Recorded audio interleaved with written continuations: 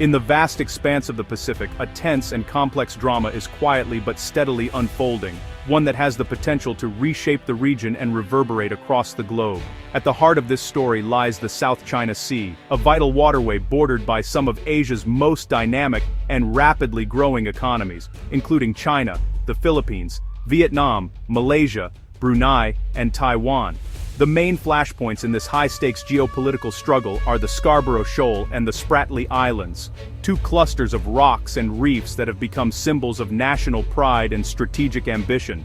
The Scarborough Shoal, for instance, lies just over 200 kilometers from the Philippines' Luzon Island, making it a critical area for Filipino fishermen and a sensitive point of national security.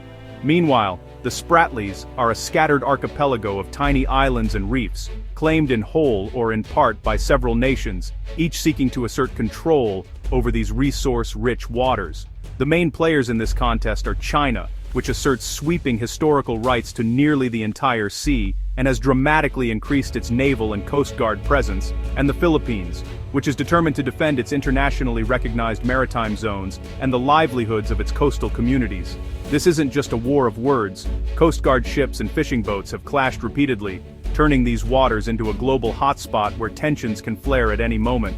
In recent years, tensions have escalated sharply, with the Philippines taking a more assertive stance, backed by international legal rulings and growing public support at home.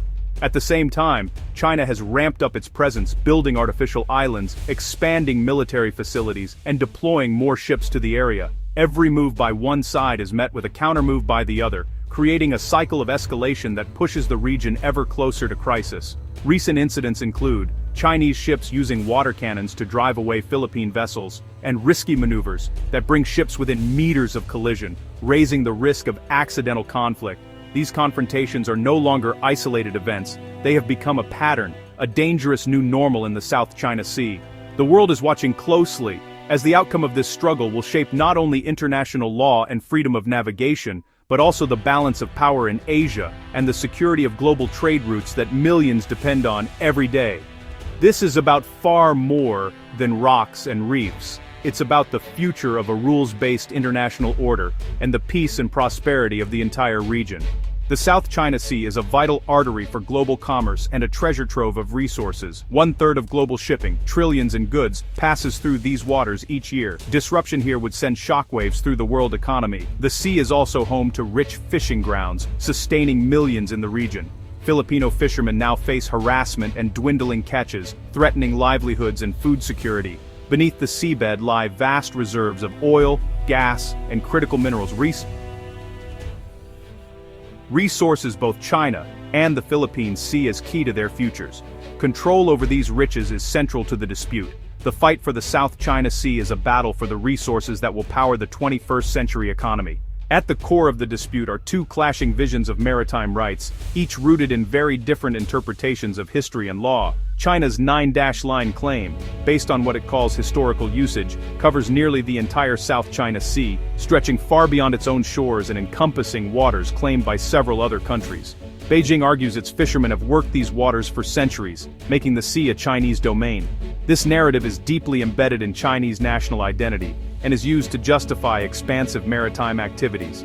This directly conflicts with the United Nations Convention on the Law of the Sea, or UNCLOS, which grants coastal states a 200 nautical mile exclusive economic zone, or EEZ, measured from their coastlines. The Philippines' EEZ includes areas like Scarborough Shoal and parts of the Spratlys, well within its legal rights under UNCLOS, and recognized by much of the international community. China's claim cuts deep into these zones, creating massive overlap and tension, as multiple countries find their rights and resources threatened. For China, history trumps international law. For the Philippines, UNCLOS is the foundation. Each side sees its position as legitimate and non-negotiable. This fundamental disagreement, historical rights versus legal norms, makes resolution elusive, fueling diplomatic standoffs and legal battles.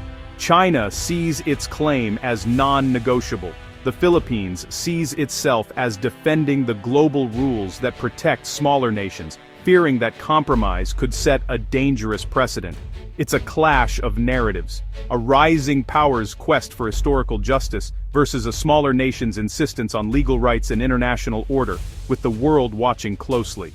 In 2013, the Philippines took a bold step by challenging China's sweeping maritime claims at the Permanent Court of Arbitration in The Hague, seeking international intervention in a long-standing dispute. The tribunal was not tasked with deciding who owned the islands, but rather to clarify the legal rights and entitlements of both countries under the United Nations Convention on the Law of the Sea, or UNCLOS. In 2016, after years of hearings and deliberations, the court ruled decisively in favor of the Philippines, declaring that China's expansive 9-line had no legal basis under international law. The ruling also condemned China's interference with Filipino fishermen, who rely on these waters for their livelihood, and highlighted the severe environmental damage caused by China's large-scale island building and dredging activities. China immediately rejected the verdict, dismissing it as a mere piece of paper, and not only refused to comply, but also intensified its activities in the disputed waters. Although the tribunal's decision is legally binding under international law, it lacks any direct enforcement mechanism, leaving its implementation dependent on international pressure and diplomacy. Still, the ruling transformed the South China Sea dispute into a matter of international law, giving the Philippines a powerful diplomatic tool and rallying support from other nations concerned about freedom of navigation. China's defiance, however, has only intensified the standoff, leading to more frequent confrontations and raising tensions in the region.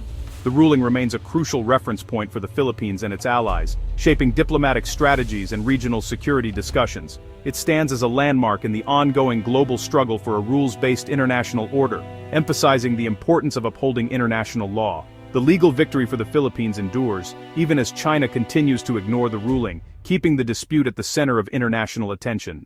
Since the 2016 ruling, the South China Sea has grown more dangerous. Chinese Coast Guard and maritime militia vessels routinely harass Philippine ships, using water cannons and risky maneuvers. In March 2024, Chinese ships fired powerful water jets at Philippine supply boats, damaging equipment and injuring crew. Collisions have become common, with Chinese vessels ramming Philippine boats and escalating confrontations. These incidents risk deadly miscalculations, as routine missions could spiral into crisis. The standoffs extend beyond supply runs. Recently, both sides raised flags on disputed sandbars, heightening tensions. China's moves to establish nature reserves are seen by the Philippines as attempts to formalize control and exclude local fishermen. The pattern is clear: intimidation and escalation are now the norm.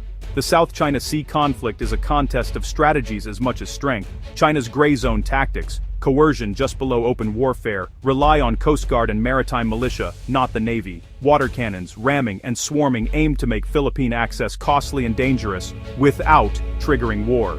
These actions test the limits of international patience and defense treaties. China's militarized artificial islands cement its presence. The Philippines, under President Marcos Jr., counters with radical transparency, embedding journalists and publicizing confrontations. This name-and-shame approach exposes China's actions to the world, rallying international support. Transparency helps the Philippines control the narrative and galvanize domestic and global backing. By shining a light on gray zone aggression, Manila raises the diplomatic cost for Beijing. The battle for public opinion is now as important as the contest at sea. The Philippines isn't alone. It has the backing of the United States through a 1951 Mutual Defense Treaty. Washington has clarified the treaty covers attacks on Philippine vessels in the South China Sea, deterring overt Chinese aggression. Under President Marcos Jr., the alliance has strengthened, with expanded U.S. access to bases and larger joint military exercises. The Philippines is also deepening ties with Japan, Australia, and other partners, conducting joint patrols and exercises. Major powers, like the UK, France, and Germany have sent ships to challenge China's claims and support freedom of navigation. The G7 and other international voices have condemned China's coercion, isolating Beijing diplomatically. This growing coalition adds weight to the Philippines' position and upholds the rules-based order. The South China Sea is a precarious balancing act. No side wants war, but the risk of miscalculation is real. Aggressive encounters could quickly spiral out of control, especially with powerful allies involved. China pushes the limits with gray zone tactics. The Philippines refuses to back down. Each side's defensive moves are seen as provocations, fueling a cycle of tension. The stakes are high sovereignty, national pride, and economic survival. A grand compromise seems distant, but diplomatic channels remain open. Clear codes of conduct and joint resource management could help reduce risks. Ultimately, peace depends on recognizing that conflict would cost more than any gain. The hope is that this realization will keep all sides from the brink.